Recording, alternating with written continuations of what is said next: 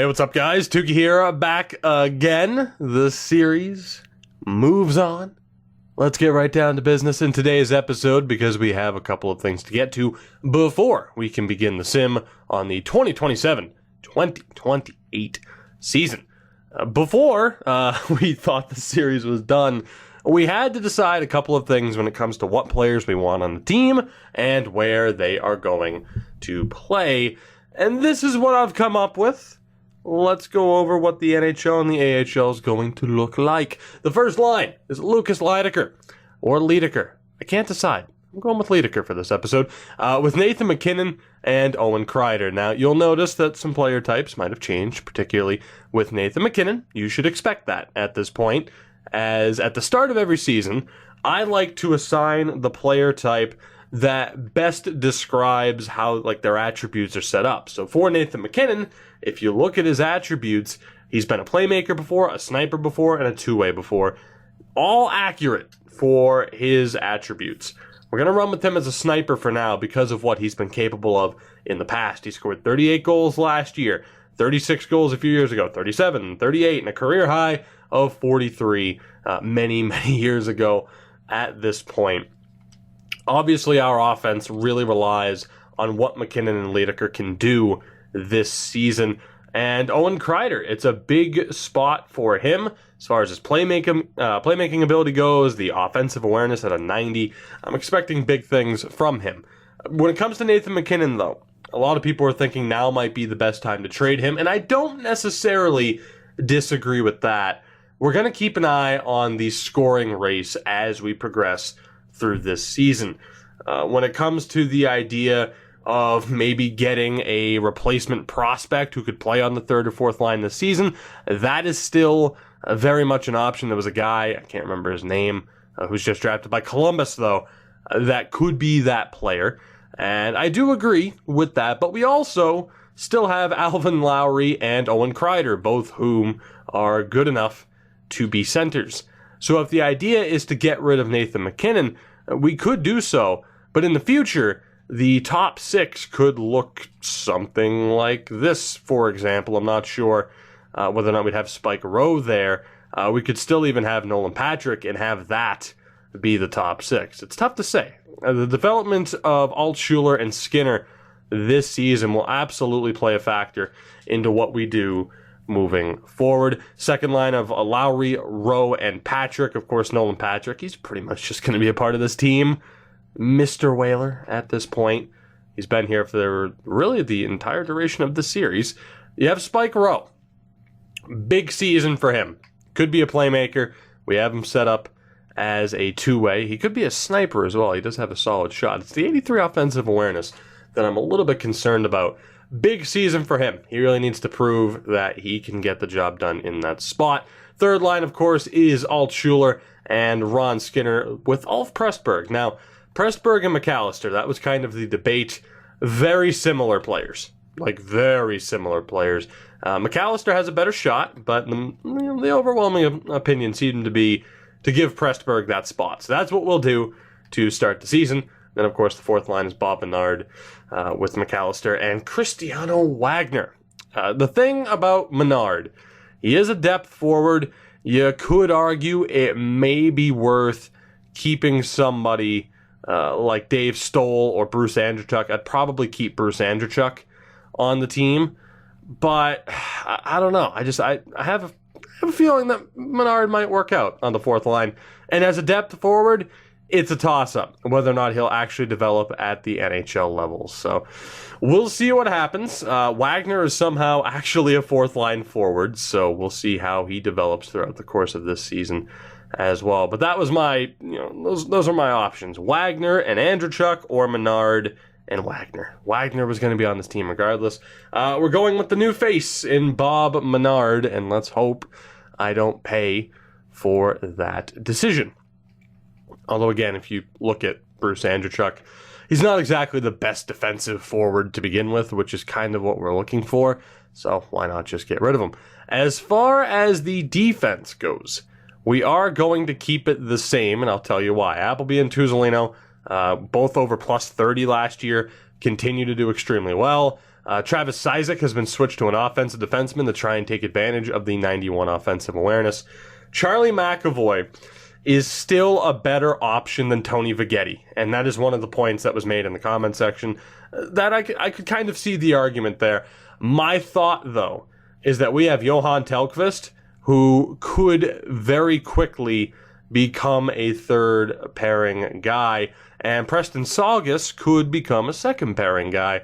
So I think it's going to be better to hold on to McAvoy for now until we see how some of these prospects develop. That is, after all, the strategy that we kind of decided on taking. And when it comes to the goaltenders, I'm going to go with Petrolainen and Dustin Bartley. I was taking a look at all of our goaltenders. Now, it was between Bartley, Perreault, and Drury. Drury is a starting goalie now. He's the, again, 82 overall is the maximum overall for a backup goalie, but also the minimum overall for a starting goaltender. And I just don't want to have to deal with him complaining about a lack of ice time. Now, the thing is, we were able for, at least for a while, to balance having Petrolainen and Malcolm Subban. Of course, Subban eventually left because he wanted way too much money. With Noah Drury, he had a .914 save percentage in the AHL and a .909 last year in 17 appearances. So I took that into account when I was looking at Guy Perreault's save percentage and Bartley's save percentage at the AHL level. And Bartley had the best save percentage at the AHL level.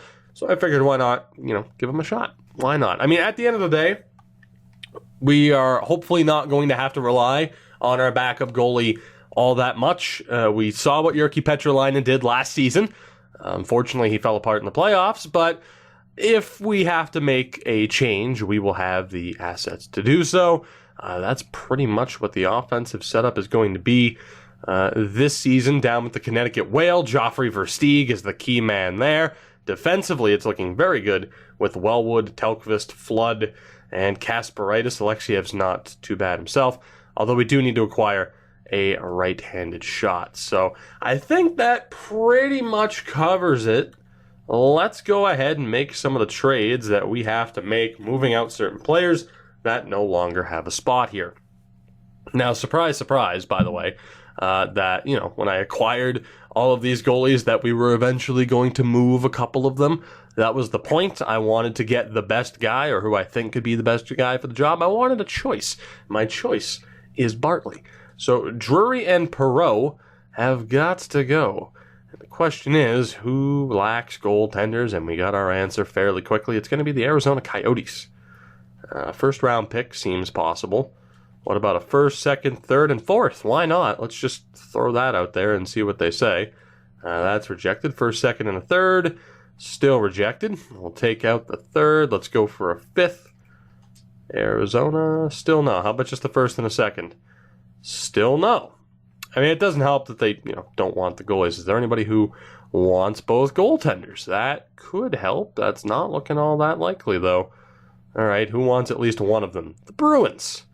The Bruins. Do you have goaltenders? Yes, you do. So what the hell? Calgary wants Perreault. They don't exactly have cap space, but maybe we can make this work. How about a first, second, and a third? They'd have too many players. Lovely. You'd think that I would have maybe scouted this out beforehand. No, of course not. Carolina.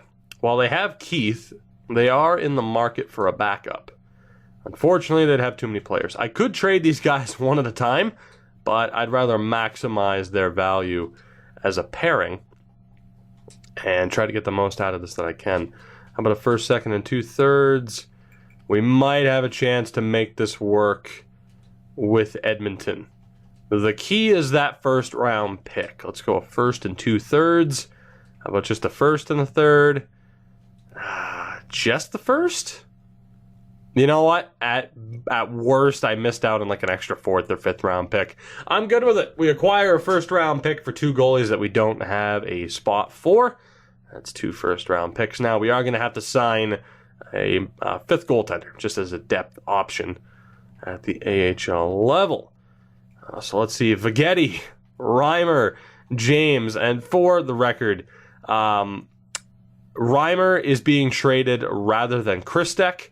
Because number one, the trade value, but number two, Reimer's more of an offensive defenseman, and he can't compare to Isaac. Isaac's already better. And James just isn't really good at anything, unfortunately. I mean, he's decent. He's got a good shot. His slap shot's great, but he doesn't really have a spot here.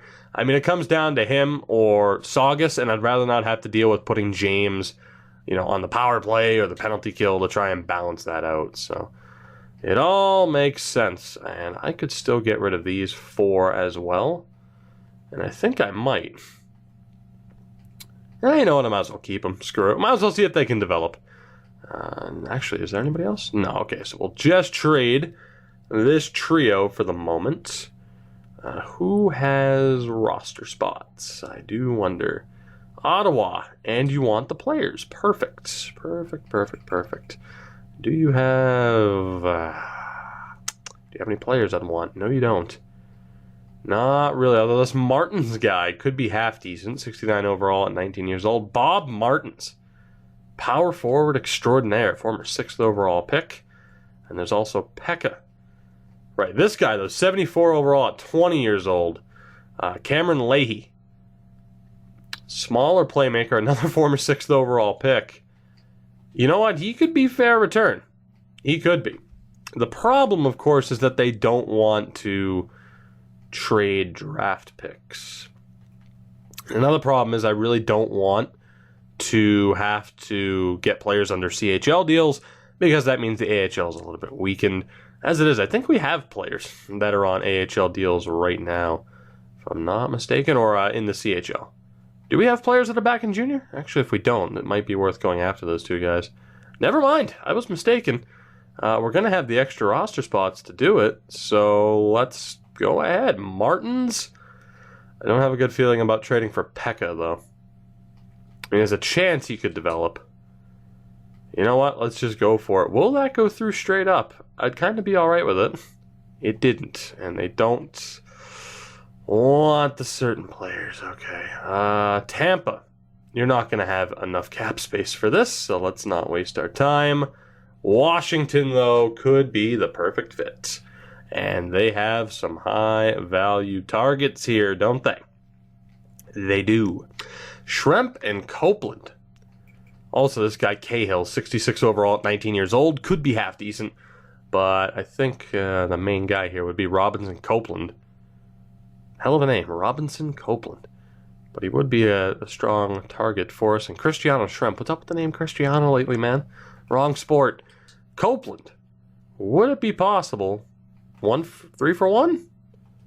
Alright, the problem is, again, they don't want 3 of the same players, but I'm going to try to force this deal through. How about we add the Bruins 3rd there? Still no, I'm going to have to trade all these guys individually, aren't I? I think I am. Yeah. Alright, well that sucks. So that really kind of takes away from what we're going to be able to do. But we'll aim for draft picks in return. A 2nd, 3rd, 4th, 5th. Just let me see what the hell I can add here to let this go through. Let's take out the 5th. We'll take out the 4th and re-add the 5th and a 7th. Because why not? Pick hoarding is great. I love it. You should know that at this point. Alright, it's not a bad start. Next up, Reimer. Where do you want to be traded to? That's the question. Is there anybody here where it kind of makes sense? Edmonton. You might not have the cap space, but let's try. Of course, we just traded Gary Harkins to them not all that long ago. 2nd, 3rd, and we'll try the same thing, a 5th and a 7th. Will that go through? Yes, it will. All right. I might have been able to get a little bit more out of that, but I'm not too opposed to it as we continue to rack up some draft picks. The last guy is James, and we'll try to send him out to Ottawa. Now, again, I don't think they wanted to trade their draft picks, but they didn't at all. That's okay, though. How about a 2nd and 3rd? And we'll go just the 5th. We won't include the 7th this time to kind of make up for it. Just the 2nd and 3rd? Yeah, I had a feeling that could be a problem. But that probably means that they're going to be a bad team this year. So if we can just get the 2nd, I'll be all right with it. And there we go. They are listed as rebuilders as well. So needless to say, we have quite a few draft picks already for the upcoming draft, including the 2 first-round picks now. And we still have a couple more players to move here, don't we? Let's see, Kasparaitis is gone. Wellwood, Telkvist, Alexiev's there. All right, we're good. And again, we'll hold on to all of these guys except for Harvey. Not going to bother seeing if Harvey will develop. But the medium bottom 6, it's at least worth holding on to them to see what they can do. Korston, Hall, Scratchins. Who do we have here? Stoll, Andrechuk. And that was it, if I'm not mistaken. It was. I'll add Saprikin and Bus to this deal, though. Who has the space? Tampa Bay Lightning have the amount of free spots that we need. I am struggling with a little bit of a cold. I hope that's not overly apparent, but I'm doing what I can. How about a first, fourth, and a sixth? You know what? They're probably still getting the better of that. How about a first and a third next year? Is that enough? No, it is not. Same problem where they don't want both Stoll and Andrechuk. How about a first, fourth, and a sixth? I'm willing to take a loss on this deal just to get that first round pick. And it's not looking like it's going to happen. So let's take out Andrechuk and see if we can still get this to happen. I want that first round pick. We'll give up our own third to start. We'll change that to Washington's in a second. Yeah, I don't think Tampa's going to budge here, are they? How about the Washington third? Will that work? No, it will not. All right, we're going to give up on that then. And we'll go second rounder next year, third rounder, fourth, fifth, and another fourth. Why not? Let's just see if pick hoarding works. Not quite. Take out the fifth. Take out the fourth. Take out another fourth. Tampa, you are screwing me here. I get that you don't want to trade the picks, but you are really screwing me over here. Second, fourth, and a sixth. All right, Yzerman, suck it. Get out of my face. Not making any deals with Tampa anymore. They screw me over every time. Let's see. Is there any team that actually wants some of these players aside from Stoll? No? Okay. Well, it was at least worth asking that particular question. Now, I know Chicago doesn't even want Stoll, but maybe we can just get this to go through. No, we can't. Okay, cool. Never mind. Never mind. Arizona? Nope. Washington? Again. Maybe. I mean, they could use all the help they could get. How about a second and a third next year? Still no. Just the second and a sixth. I'm cool with that if you are. Just the second.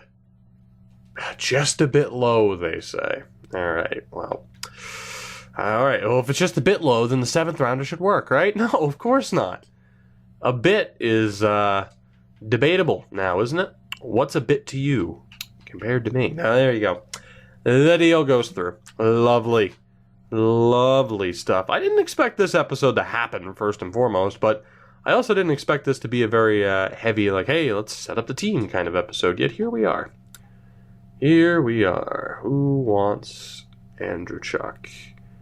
Arizona's kind of a close call. Edmonton might get him. I know they're kind of low on cap space, but they want to move a first-round pick next year. And I want it. So about 2 fourth-round picks to start off. Still no. We'll add the Washington third this year.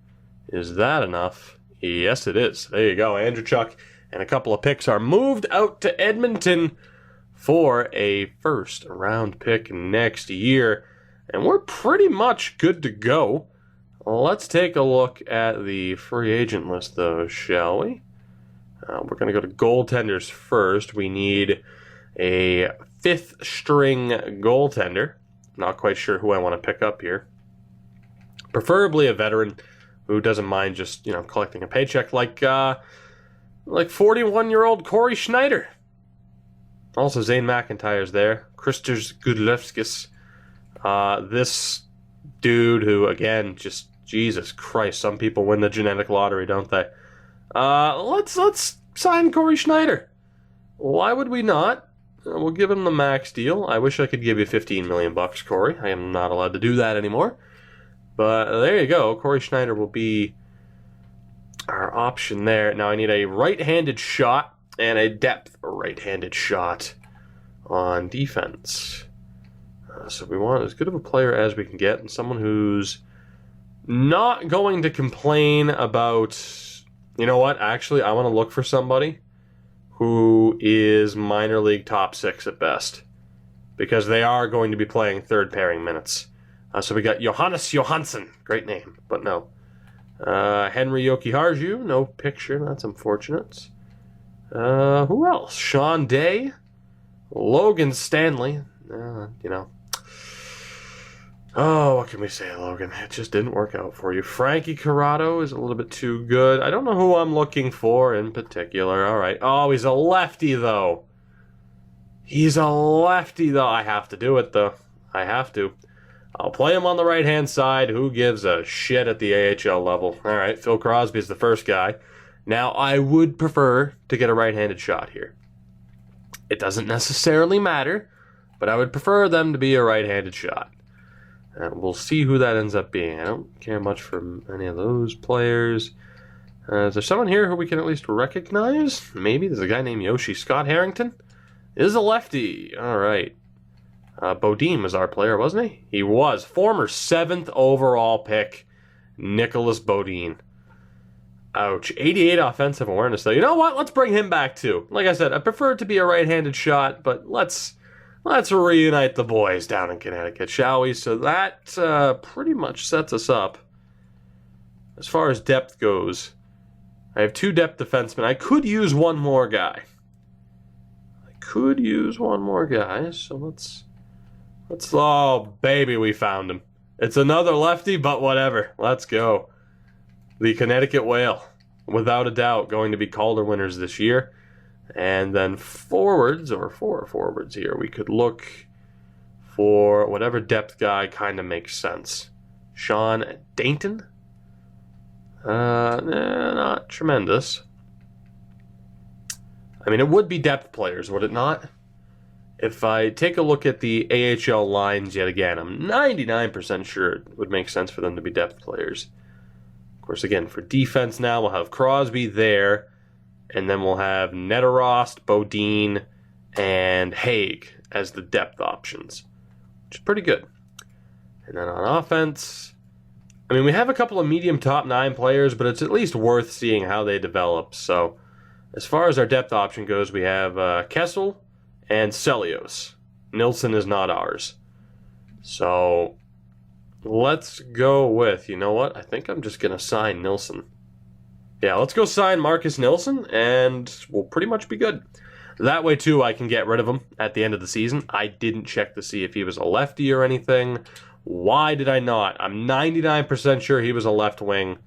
But let's go double check. That's... you'd think that's one of those moves where you think I would realize, like, hey, you should probably double check. He was a right wing anyway, so it's good that I double checked. Otherwise, I would have wasted even more time. But you would have thought I would have taken a mental note of whether or not he was a left wing or a right wing. But once we sign him, we can get rid of him after this season. So it makes sense. We will scroll from the other direction here. Yes, I know we're passing players with the last name of Wong. It's hilarious. Jokes. I definitely didn't do the fade to black because I forgot what his name was.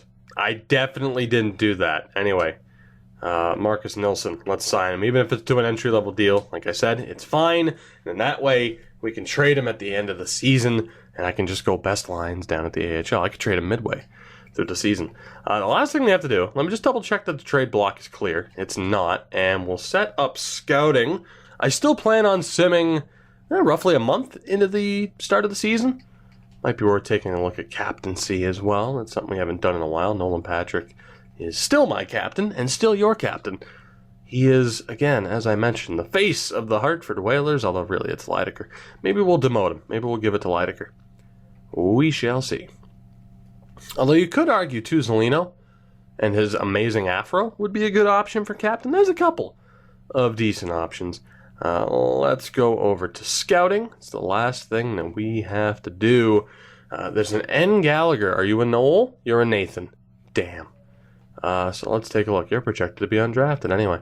The best players. Whoops, I'm already scouting. I'm already scouting Europe, apparently? What are we scouting? Rest of world? Like, what is it? Oh, it set us to DEL scouting. Why? Why would you do that? What if I go to rest of world for a minute? Not view all prospects in region. Oh, you know what I'm doing wrong. Wow, I feel I ended this series for a couple of days. I decided, let's bring it back, and I completely forget how this works. Tremendous. Here's what we wanted to look at. So as far as the top 5 goes, we got a whole lot of Canadians. An American who's... Okay, well, I guess we're scouting the WHL now, aren't we? I guess we're scouting the WHL. There's one player here in the SHL, a Polish defenseman? QMJHL, Swiss League. A whole lot of WHL players, though. Alright, so I guess the WHL will be the focus. I mean, you have all these players still in WHL. Yeah, the WHL has to be the focus. Although Doug Willis, I mean, it doesn't hurt to have a Doug on your team, and a couple of players from the U.S. So I guess, I mean, while there are reasons to kind of scout out the other leagues, the WHL is going to be our heavy focus as far as scouting goes throughout the course of this season. And I think once we get these guys signed, that's pretty much all we had to do. I think that pretty much covers everything. So let's go 6 weeks. There's 92 forwards anyway. It's going to take our scout, our terrible, terrible scout, quite a while to get everything set up anyway. So let's sim until we get an answer from those players that we sent offers out for. Nilsson has accepted. Schneider, Haig, Bodine, and Phil Crosby. Beautiful. Let's get this team set up. We have the Champions team status, which, I mean, you can't put too much stock into that, but it is a thing, I suppose. So mainly we're worried about the AHL. Goaltending is fine. Again, Corey Schneider's just there in case we got to call someone up. And Neterost will be out for Phil Crosby. He'll be playing third pairing minutes with Mikhail Alexiev. As we have 3 medium elite defensemen here. So I'm intrigued to see who can develop. And then, of course, Celios, Kessel, and Nilsson are the healthy scratches for forwards. So we have that pretty well set up. Let's go ahead, maybe take a look at the captaincy really quick, and then we'll at least sim a little bit in this episode. So who is wearing the C in Hartford? It is still Patrick with McKinnon and Leidecker as the alternates. I kind of agree with that, though, I got to admit. I feel like that's a good way to go. The only other person I'd give a letter to is Ken Appleby. So I'm not going to... but Leidecker, right? But Leidecker. You know what? I mean, I guess it would be kind of similar. NHL teams have done this. Where it's like, yeah, you're losing the C. You can have this A, but you're losing the C. Also, you can have this A could totally mean something different in a different context. Leidecker's the new captain. Nolan, I love you, and this could start a very bad downward spiral for him, where he could just quit on this team. We will see. That is a very risky move to take the captaincy away from Nolan Patrick. Case in point. Let's hope he bounces back, though, shall we? I knew that wasn't the right thing to do, but I also know some people have called for Leidecker to be the captain. So whatever, we'll see what happens with Nolan. It hasn't been... things haven't been peachy for Nolan Patrick on this team for quite a while. And unfortunately for him, Skinner is his replacement. Flat out, Skinner's his replacement sometime in the near future. It could be the very near future if Nolan doesn't recover from that.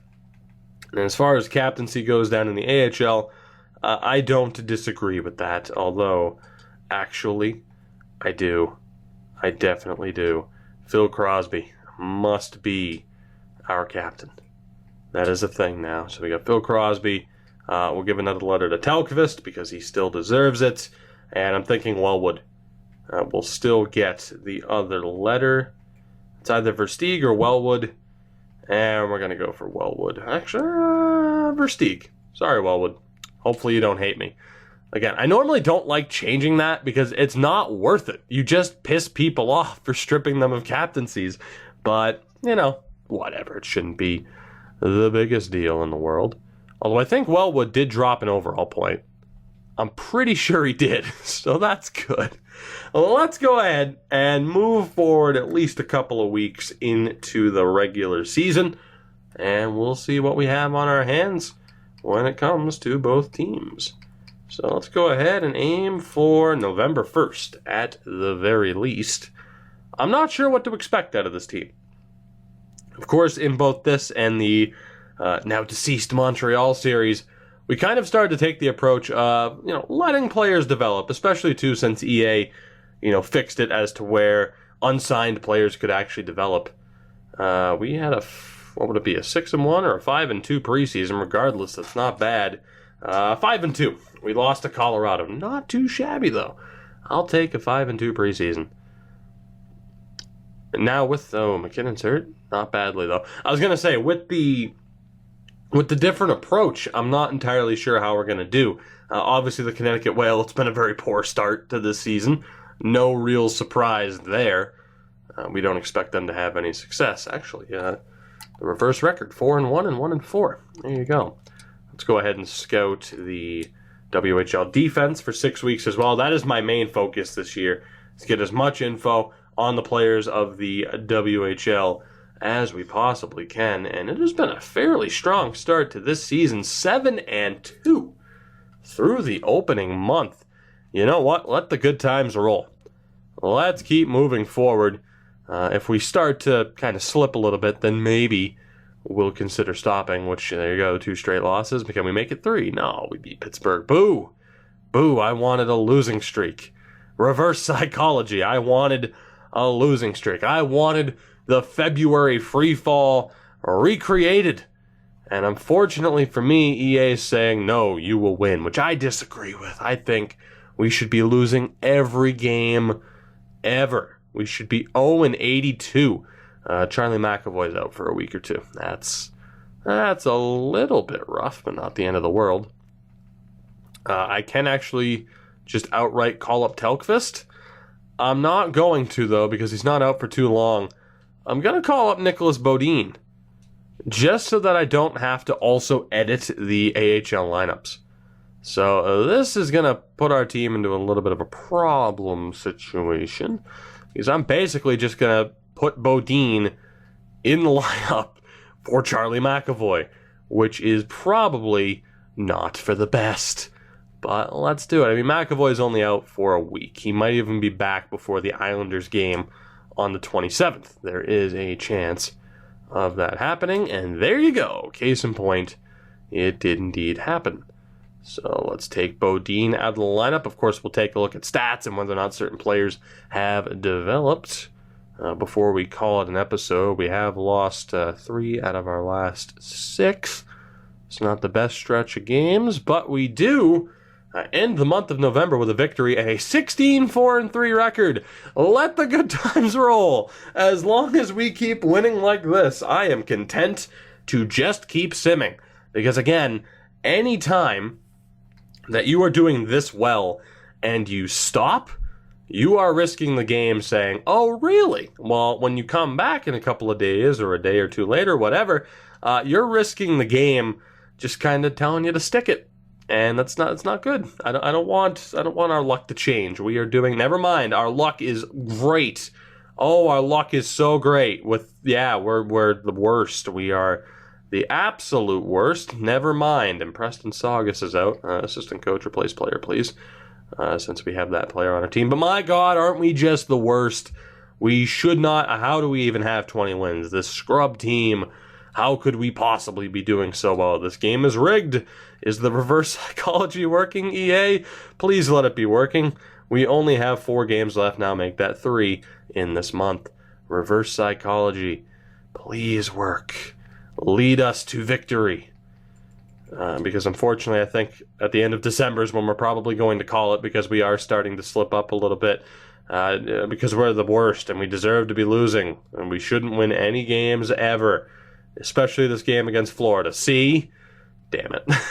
Well, we have hit January 1st of 2018 or 2028. Jesus. About 10 years further in the future. 23-9-4. The Connecticut Whale, in fairness, a respectable 14-21-1, considering their team is what it is. let's take a look at the team, shall we? We are currently 4 points clear of the Dallas Stars on top of the division. Alvin Lowry is a point-a-game player. Holy hell. Let's check this out, shall we? Now, the first thing, of course, I noticed is Nolan Patrick. We'll talk about that in a minute. Lidecker, despite being set up as a sniper, is proving to be more of a playmaker. With his 99 offensive awareness, again, with him, you could argue sniper, playmaker, two-way. We could change him to a playmaker, considering he is showing to be more of a playmaker, and throughout his career, he has shown to be more of a playmaker, but then again, he is putting up points so far this season. Again, 29 points in 36 games. That's not quite where I want him to be. I would love for him to at least be a point-a-game player. So let me know what you think. Do we change Lidecker over to a playmaker? You could also argue two-way or maybe even power forward, but I'm thinking playmaker might be the way to go. Nathan MacKinnon. He is at a 90 overall, which is a little bit rough. Stats-wise, it's okay. 33 points in 36 games, 14 goals, so more of an argument to keep him as a sniper than Lidecker. In terms of a player who's actually putting up goals, there is the argument to keep Lidecker as a sniper because who cares, he's putting up points. And then you have Owen Kreider with 27 points in 36 games. I'm cool with that, especially too because he's 20 years old. Lidecker's 24 at this point. MacKinnon, of course, being 32. We will take a look at league scoring in a second. Alvin Lowry is killing it this season. Our leading scorer, a point-a-game player. He is a plus 13. Well on his way to break his previous highest point total, which was 60 points. Last year, he has already tied this season, or his previous goal scoring total, previous highest goal scoring total of Tortle? What the hell is it? War Tortle? Of 14 goals. Of course, we set him up as a playmaker. I'm a little bit surprised that he's getting the job done as a sniper. Unfortunately, it doesn't mean that Spike Rowe is killing it. Now, he is on his way to having a new career high in points. He has already set a new career high. I am just stumbling over everything right now. He has already set a new career high in goals. It's not quite what you want. It's not terrible for a second line center, though. I don't exactly want to go out and try to find somebody different, though, but maybe we will. I feel like he'd be a great third line center. Which we'll take a look at the course of the rest of the team in a minute. Nolan Patrick is still putting up points, but morale-wise, he has not recovered. He's not happy with the lack of ice time, even though he's on the top power play units. It's tough to say what we do with him here. 26 points in 36 games. He's doing very well. What do you guys think? Do we try and salvage the Nolan Patrick situation? Like, do we try to fix that situation, or do we look to move on? I mean, I don't know if I want to drop Kreider off of the top line. We could do that, but I'd say Kreider's probably more of an... What's the word I'm looking for here? He's more of a... I can't think of the word. And no, I'm not going to put in a jump cut. Not because I'm lazy, not because I don't like to edit, but because this is a part of my charm. More of a... Would it be instrumental? He's more of a crucial piece of our future than Nolan Patrick. Let me move on, for the love of God. Jesus, only 8 points. Maybe we could have used that Pope to help him out. Only 8 points. Ulf Pressberg, not great. And Ron Skinner, also not tremendous. How is McAllister done on the fourth line? Not tremendous either. Wagner with 5 points, 3 points for Bob Menard. So the bottom six, not exactly setting the world on fire. We do have some questions that we need to address as well when it comes to the top six. Yet, our team is doing as well as it is. Kelly Appleby. Did I say Ken Appleby earlier? I keep confusing names. Kelly Appleby. He likes to be called Ken. He finds Kelly to be a bit effeminate, but hey, it's the name his parents gave him. Or maybe it's a woman. Maybe Kelly Appleby makes it to the NHL and destroys everybody. 32 points in 36 games as a defenseman, a plus 15. Well on their way. I'm not going to assume genders. Well on their way to a new career high for points. Eric Tuzzolino still killing it as well. Could very well hit a new career high in points as well. It's going to be kind of close. He's a little bit off that pace at 37 points. But the key thing is a plus 16. The Tuzzolino-Appleby pairing just work incredibly well together. Travis Sisek, despite being an offensive defenseman, not exactly killing it, but doing very well. 17 points so far and is a plus 10. Charlie McAvoy not killing it with the point total, but is a plus 8. So the thought of bringing in McAvoy for Provorov to contribute a bit more offensively, that hasn't quite worked out, but McAvoy is still a solid option on that second pairing. The third pairing, you have Dominic Christek, who is like a defensive defenseman through and through with that 71 offensive awareness. Preston Saugus has missed a little bit of time and hasn't really contributed. But, I mean, you know, a minus or a -3 and a +2, that's not awful for our third pairing. The goaltending is a big question, and yeah, I had a feeling that would be the reason as to why we've done so well. Jyrki Petrolainen having another Vezina caliber season so far with a .935 save percentage in 24 appearances with 3 shutouts. And Dustin Bartley, I think I made the right choice. 14 appearances, 7 wins, a .919 save percentage, and a shutout. So thank you, Dustin Bartley, for proving me right so far. So at least now we know goaltending is not a concern. Defense isn't really a concern. It's just, what do we do with Nolan Patrick? Do we put him on the top line? Do we maybe look to get rid of him? And the bottom 6 isn't really contributing. Maybe we simply swap McAllister with Pressburg. Maybe we do something like this and drop Spike Rowe down to that third pairing. And then maybe try to find a new second line center. I mean, realistically, you could say drop Rowe, choose McAllister or Pressburg for the fourth line, trade Nolan Patrick and trade Nolan Patrick, and also acquire another second line player.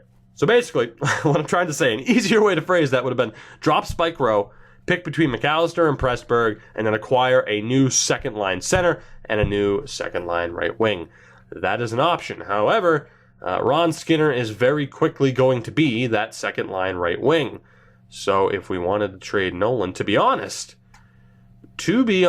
a better way to do it might be this.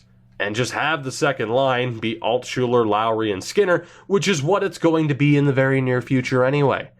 Nolan Patrick, if we drop him down to the third line, he'll have he will freak the hell out. Look at those eyes anyway. Telling me, come on, he would freak the hell out. I mean, just rough him up a little bit, put some dirt on his face. He could look like Michael Myers unmasked. Anyway, we have options, is what I'm trying to say, which we typically do. Down in the AHL, of course, the numbers aren't really what's important. What is important is player development and player progress. So that is what we're going to take a look at here before taking a look at league-wide scoring, and then we'll call it an episode. I didn't plan on this to be an extended episode. I think it's going to be the only episode that goes up today, unless there's also an FHM episode. If there isn't, there'll be another one of those very soon.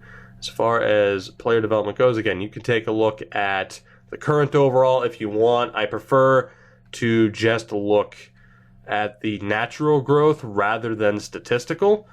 So Sisek, for example, has gone up to an 86. Skinner has gone up to an 80. That's going to be the only progress we see at the NHL level in the system. The goalie, Toby Shea, I was going to say our backup. He was our backup last year. He's our starter now. Is a 76, showing up as a 77. Right now, we've gotten a couple of other changes. Vladimir Kostitsyn's up to a 69 overall. Lubomir Skrastins is up to a 65. Sylvain Leflem is a 63. Kari Ranta is a 63 as well. Joffrey Versteeg is a 62. The backup goalie Glenn Perron is a 60. And Sylvain Boutin is up to a 56 overall. So nothing crazy so far. But knowing how this game works, at the start of next episode, within 5 games, someone's going to go up 15 overall points in the AHL. That's just kind of how it works. In the NHL, though, let's take a look at league-wide scoring. Because there was the thought of trading Nathan MacKinnon, which might not be the best idea. But Bradley Pittis on Ottawa Leading the way so far, 30 assists, Joe Veleno with 33 assists, 42 points. You have Franklin Avery, who kind of appears to be the main man, alongside Pittis, Sean Monahan. You got Lundmark and Veleno, who are working well together. Lucas Vedamo, Mitch Marner, go figure. Remember when we had Mitch Marner in this series? Taylor Hall with 21 goals. Tristan Trevicka is killing it for the New York Rangers. And of course, the second we get rid of him, he starts to do well. Phil Quick, 37 points. That is a swift kick. Just straight to the groin. Who is he working with in St. Louis? Alvin Lowry's up there, though. Who is Quick working with in St. Louis to put up those points? Oh, that. Okay, you know what? Never mind. His numbers are inflated. If he is not next to Vladimir Tarasenko, he does not put up those points. And you know that to be a fact. Not to mention Radek Bulis on 10 points. Good for him. Anyway, as far as the goal-scoring king right now, that appears to be Taylor Hall. And that is indeed the case. The only player to break 20 goals so far this season. As far as who we could go out and get, I wouldn't say I'm exactly sold on the thought of trading Nathan MacKinnon. But as always, I am more than open to taking your suggestions. I look forward to seeing what you guys have thought of this episode down in the comments, and of course, what you think we should do moving forward into the next episode as we will look to finish up this season. We are 2 points back of Detroit so far in terms of the President's Trophy race. A very strong start to the season. Whether or not that continues, we'll find out. This team could change.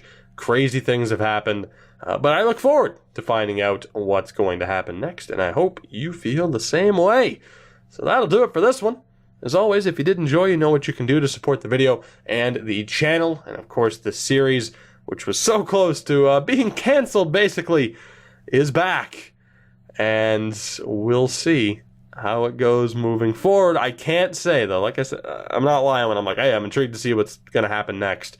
Now more than ever, maybe, with the exception of us making it to the Cup.